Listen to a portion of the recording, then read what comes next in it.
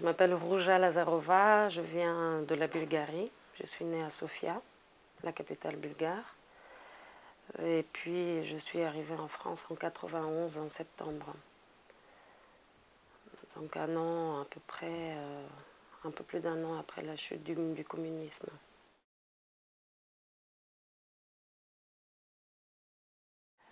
Disons que toute l'année 89, je ne peux pas dire qu'on pensait que, que le communisme avait tombé, mais ça avait commencé par Tiananmen en juin, début juin, mois de mai. Et je ne sais pas par quel miracle, on avait eu des images des événements de la place Tiananmen. Et je me souviens que ça nous avait complètement sidérés qu'on puisse s'opposer aux chars et à tout ce système. Voilà, on avait vu après que ça a été un peu, que le soulèvement, c'était les manifestations, enfin non, la révolte était un peu noyée dans le sang. Et la chute du mur, on était complètement sidérés, c'est-à-dire que quelqu'un disait oh, ils sont en train de détruire le mur de Berlin, et on disait mais c'est pas possible, c'est pas possible. Alors là aussi j'ai le souvenir quand même d'avoir vu une image de gens monter sur le mur, mais la plupart des images que j'ai vues cependant de la chute du mur sont vraiment en France plus tard, dans des documentaires. 10 novembre 89, le soir, quand on a appris que Zhivkov a été destitué, mais c'était une sorte de grande incrédulité. On s'est jeté sur les téléphones. Et puis, on est sorti dehors. Quand je dis on était des amis de la fac. Dehors, c'était mort. C'est comme d'habitude, il y avait quasiment personne. Des tramways qui passaient de temps en temps, les gens enfermés, gris, avec la tête baissée, comme d'habitude. Et nous, on disait, mais c'est la liberté, c'est la liberté. Au début, il n'y avait rien qui changeait, en fait.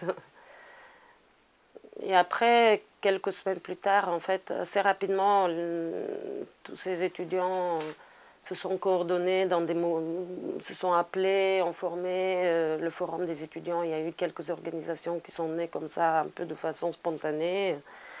Et on a commencé assez vite à faire siéger l'Assemblée nationale pour demander la destitution de l'article 1 de la Constitution qui disait que le parti décidait de tout, enfin la suprématie du parti sur tout l'État. La Bulgarie était pendant 5 siècles sous l'Empire ottoman, parce que nous, donc c'était une oppression aussi étrangère, assez violente et très longue, et donc on pense que les Bulgares sont plus soumis, ils ont une habitude de se soumettre. Les Bulgares eux-mêmes, ils se critiquent beaucoup en disant « nous, on est un peuple soumis, on ne lève jamais la tête, on est comme ça ». C'est peut-être ça, c'est peut-être aussi que la Russie était très forte, très présente. La Bulgarie est très loin de l'Europe. L'Europe s'en fout un petit peu de la Bulgarie, je dois dire, hélas. Et du coup, ils sont très proches. Et comme c'est un tout petit pays, il y a une peur des Russes en Bulgarie. On a très, très, très peur. Et puis les Russes arrivent chez nous par la mer Noire, enfin c'est direct, quoi. Pour aller en Tchéquie, bon, la Pologne aussi, c'est différent. Ils sont assez proches des... Mais la Tchéquie, la Tchécoslovaquie, la Hongrie, tous ces pays, quand même, ils ont une première zone, un sas, qui sont les pays, l'Ukraine, la Biélorussie, enfin les premières couches de pays de l'ex-Union soviétique.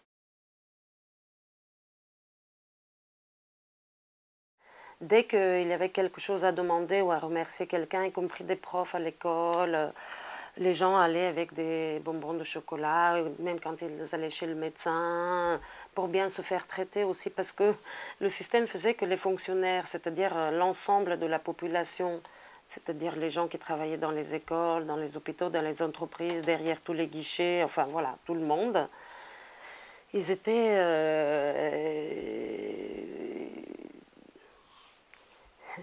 comment expliquer ça? C'est tellement difficile d'expliquer, mais... Leur propre frustration, et en fait, ils utilisaient le pot de pouvoir qu'ils avaient pour écraser les autres, pour écraser le client, enfin, ceux qui avaient besoin de...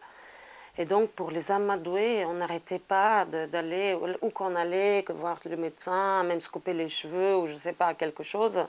On avait soit un bouquet de fleurs, soit des chocolats pour remercier ou pour amadouer les gens pour qu'ils nous traitent mieux si c'était un médecin, pour qu'ils ne nous laissent pas à moitié guéris, ce qui arrivait. C'était horrible, le système de santé était horrible. On dit que c'était gratuit, mais on nous saignait n'importe comment. Enfin, on dit que c'était gratuit, l'école, les hôpitaux, que c'est pour ça que c'était bien. Mais qu'est-ce que c'est que cette école gratuite qui vous apprend des mensonges toute la vie et que vous vous réveillez, vous avez 40 ans, et vous comprenez que subitement le monde, ce que vous avez appris, c'était pas du tout comme ça que ça s'est passé, que vous ne savez rien ni sur la Deuxième Guerre mondiale, ni sur la Première, ni sur les années 70, et que vous avez été nourri en mensonges, et c'est gratuit. Moi, je préfère que ce soit payant dans ces conditions, sincèrement. Même si ça comporte après des inégalités, des chances, etc.